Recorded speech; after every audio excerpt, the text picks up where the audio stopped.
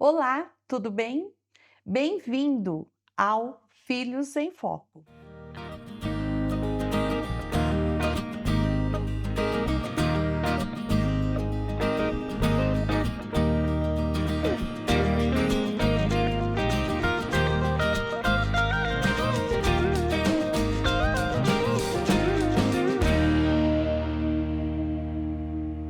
Estamos no nosso último episódio da temporada 2. Está chegando agora? Assista! Temos muitos outros.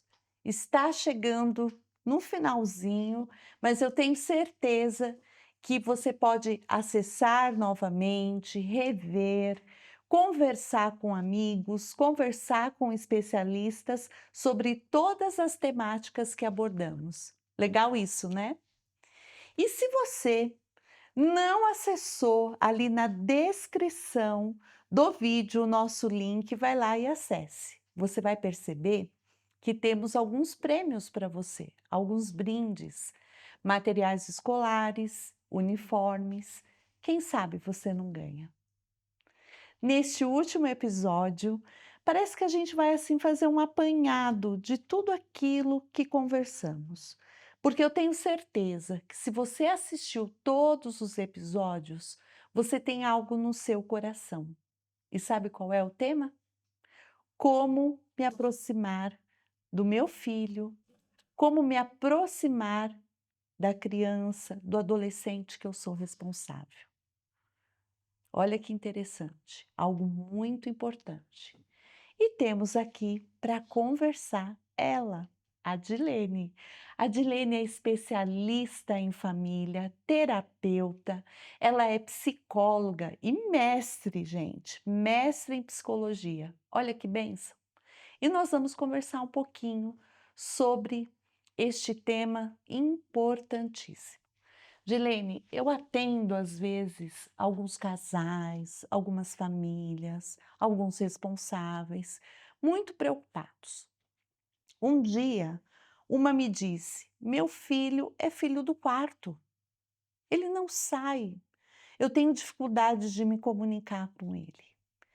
E esta pessoa fez uma introspecção e ali, ao falar, né, conversar comigo, ela dizia o seguinte: eu trabalhei tanto, eu estudei tanto, mas eu sinto que eu perdi alguns momentos que eu poderia criar mais vínculos emocionais com os meus filhos. E este meu filho em especial, que eu estou te dizendo, eu sinto que ele foi o que ficou mais de lado. Uhum. E essa pessoa chorou, se sentiu muito chateada. O que poderíamos falar sobre esse tema? Primeiro, qual a importância de estabelecermos vínculos afetivos com os nossos filhos, né? O vínculo afetivo, ele é um dispositivo importante que realmente traz para nós o sentimento de humanidade. Então, quando você estabelece um vínculo com a criança, ela entende que você pertence ao mesmo processo que ela. Então, isso é bem interessante. Eh, um jeito fácil de se aproximar, se é pequenininho, vamos falar do começo da história, né? Se eles são pequenos, um jeito fácil de se aproximar do filho é colocá-lo na cama e despertá-lo pela manhã. Eu acho esse o jeito mais bacana. Vai ser a última pessoa que ele vê no dia e vai ser a primeira pessoa que ele vê no dia. Então, acho que isso é fantástico, isso é importante para a criança. Criança ama os pais, precisa, é o que dá segurança, confiança, equilíbrio para ela, a presença dos pais. Então, quando você se compromete a todas as noites colocar a criança na cama, faz uma massagenzinha carinhosa, dá uma aguinha para ela, conta uma história e fica ali do lado, aguarda ela dormir. Nada de criança na cama da mãe e do pai. Nós estamos falando de você ir ao quarto da criança para que ela pegue no sono, durma e desperte no outro dia. Ela tem que ter o espaço dela. E se você é a primeira pessoa, se ela estuda de manhã, vai lá cedinho, acordá-la carinhosamente, abraçando, beijando. Isso ajuda a formar um vínculo muito forte com a criança, tá? E vínculos são muito especiais, é aquilo que nos move, é aquilo que nos torna humano. Então isso é muito importante.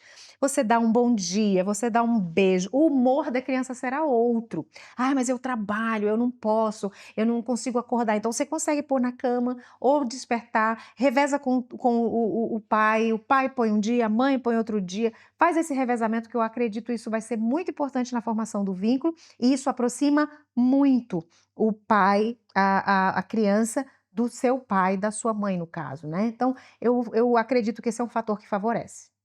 Outra coisa que eu escuto bastante é que às vezes, né, o filho, quando é infantil, né, quando está aí na infância, ele é próximo dos pais. Mas na adolescência se afasta, não quer ficar junto. É normal, é comum isso. Como que o pai deve agir nestas situações, Uhum. com essa idade da adolescência, e mesmo assim manter a proximidade? Sim, é comum, é normal, é natural. Nessa fase da vida eles estão fazendo é uma fase de transição. A adolescência é uma fase de transição da infância para a vida adulta. É um gap aqui, um espaço. Então, ele sai da infância, precisa ir para a vida adulta, mas tem que passar pela adolescência. Então, é natural que nesse processo de passagem, ele comece a testar a autonomia dele.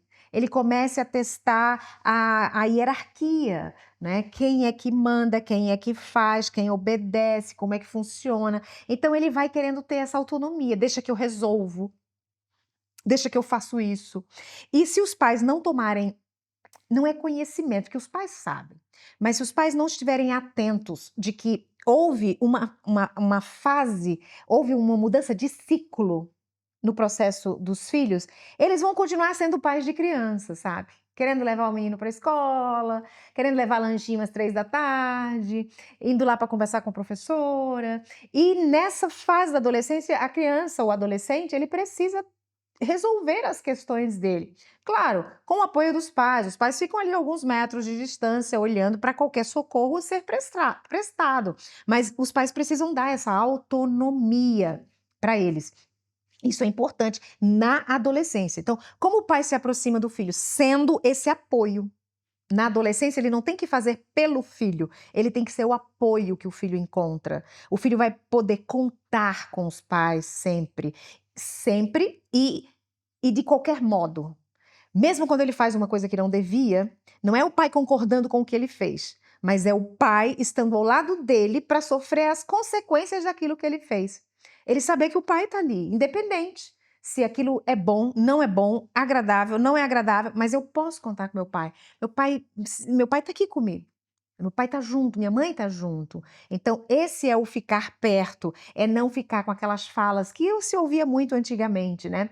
Eu vou te deserdar, você não é mais meu filho. Se você namora com essa menina, você nem vive mais aqui em casa, não fala mais comigo. Você é um filho ingrato. Essas frases, elas promovem distanciamento.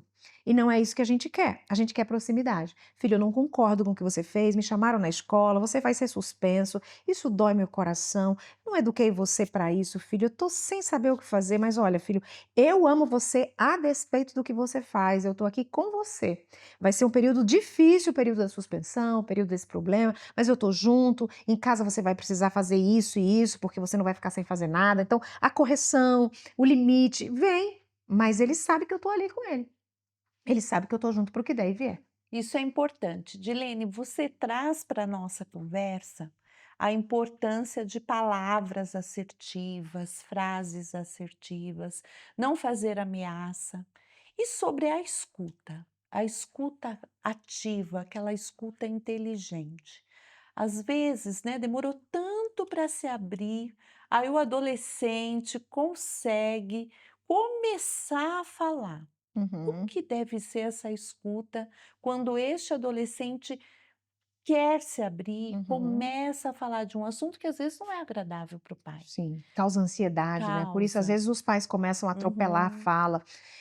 Eu penso que existe um fator bem importante que a gente não pode negar nessa escuta ativa, ela não pode vir com julgamento.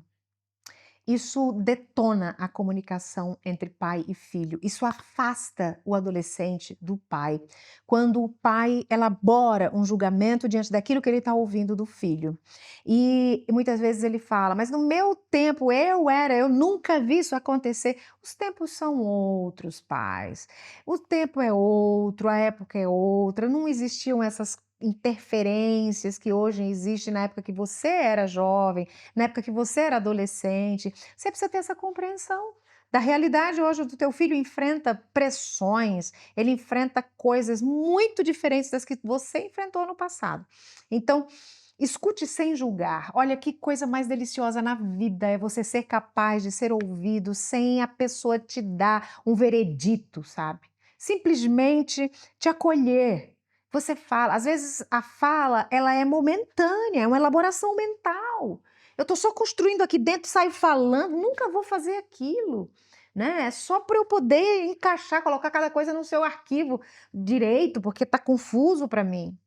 Então, a escuta ativa do pai precisa ser essa escuta quase terapêutica, eu vou dizer assim, porque a escuta terapêutica tem um profissional adequado para isso, mas a escuta do pai, essa escuta amorosa, né? Essa escuta afetuosa, em que eu escuto, eu relevo, eu me acalmo, eu respiro fundo, porque, pais, fala sério, algumas vezes a gente tem que respirar fundo mesmo, porque sai tanta coisa de lá que a gente fica pensando que se eles botarem aquilo em prática, aí a gente vai entrar em surto mesmo, né. Então, relaxa, respira, há um distanciamento do que eu falo para o que eu faço. Então, tem uma distância, respira fundo e tenta trabalhar nessa distância, para encurtar esse caminho, ao invés de vir com julgamentos. "Você está falando isso, por que você está pensando isso? Você está pensando aquilo? Você está achando que eu sou isso? Você está achando", ó, achismos, né? Filho, o que você está pensando sobre isso? Por que você está dizendo dessa forma? Como você acha que eu posso ouvir isso e me sentir? Devolve? Devolve. Há muito mais chance de vir um diálogo honesto, aberto, tranquilo, transparente e que gera muito mais afeto e paz dentro da relação familiar. Que bênção! Muito bom te ouvir, Dilene. E já aproveito para agradecer. Agradecer todo o seu empenho, agradecer suas sábias palavras, e foi realmente uma alegria tê-la conosco. Obrigada. Eu também gostaria de agradecer a educação aqui no Centro-Oeste pelo convite, agradecer a vocês, entrevistadoras, foi um período delicioso que a gente passou junto, agradecer também a você, pai, a você, mãe, que está consumindo esse conteúdo, né? Porque para isso que ele foi preparado, né? Se não é bom para você, se não serve para você, ele se torna inútil. Então é muito bom. E eu quero aproveitar e te convidar, se você tiver perguntas e dúvidas sobre o que você ouviu nas 2 temporadas, nos episódios que foram colocados, eu encontro à disposição no meu Instagram, @DileneEbinger. Vai lá, me segue e coloca lá a sua dúvida, eu prometo responder para você dentro de um tempo hábil. Terei o maior prazer de poder atender. Obrigada mais uma vez. Que bom!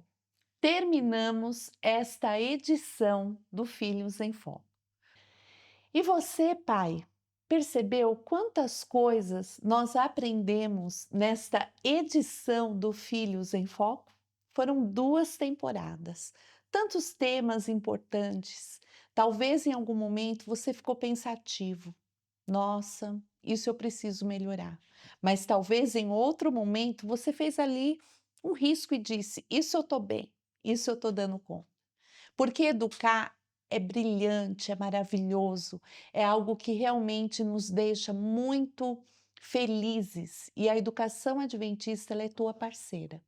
A educação adventista é uma rede confessional, uma rede que acredita que podemos contar com uma força maior, que é Deus. Se você está se sentindo triste ou sozinho nessa difícil tarefa de educar, não hesite. Você pode ajoelhar a qualquer momento e pedir para Deus, um Deus grande que pode te ajudar. A educação adventista faz isso todos os dias pelas nossas crianças. Nós oramos pelas nossas crianças e pelos nossos familiares e pelas A educação adventista faz isso todos os dias. Nós oramos pelas nossas crianças, adolescentes e as nossas famílias parceiras. E você é nosso parceiro. Conte conosco. Obrigada por ficar até aqui. Que você consiga colocar em prática e que a sua família seja muito abençoada. Até breve.